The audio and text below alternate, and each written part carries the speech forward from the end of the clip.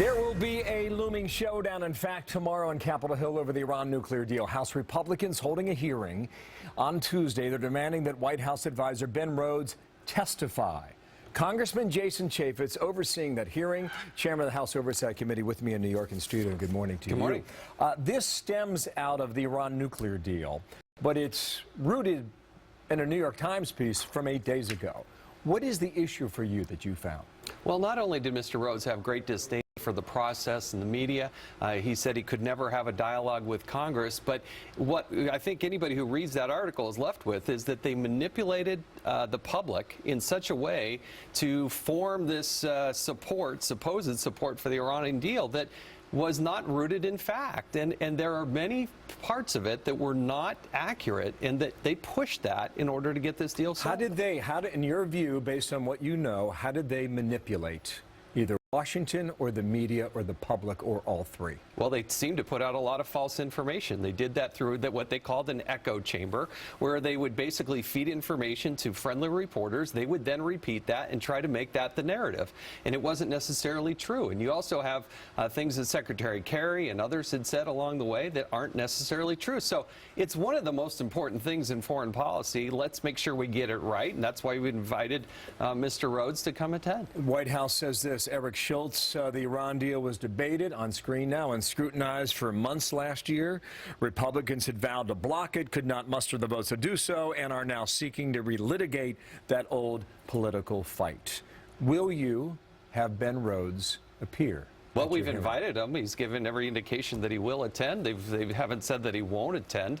He said he couldn't have a dialogue with Congress. We're going to provide him that. We were taunted from Josh Earnest at the podium as saying that perhaps we should have Senator Cotton and others invited. So I accommodated that. We invited Senator Cotton. If Mr. Rhodes is there, Senator Cotton will be there as well. And Ben Rhodes is highly capable. He should be there to defend and talk about the Iranian deal. Will you, if he is not there, issue a subpoena? Maybe. It's a definite maybe. I mean, I have that ability to issue a subpoena. I hope it doesn't come to that, and have no indication that I would have to do that. Have you looked into the State Department briefing when the timeline was asked, at what point did the conversation begin with the Iranian leadership? Was it 2011? Was it 2013? Was it 2014? Have you determined when that began? Well, again, based on what we heard from the White House, this narrative from the president and his advisors said that it started in 2013. And I think based on fiction, they said that, well, there was a new moderate regime that was coming into place. That's not true, evidently. That had started prior to this, and the much more aggressive part of the regime that they had been doing these secret negotiations.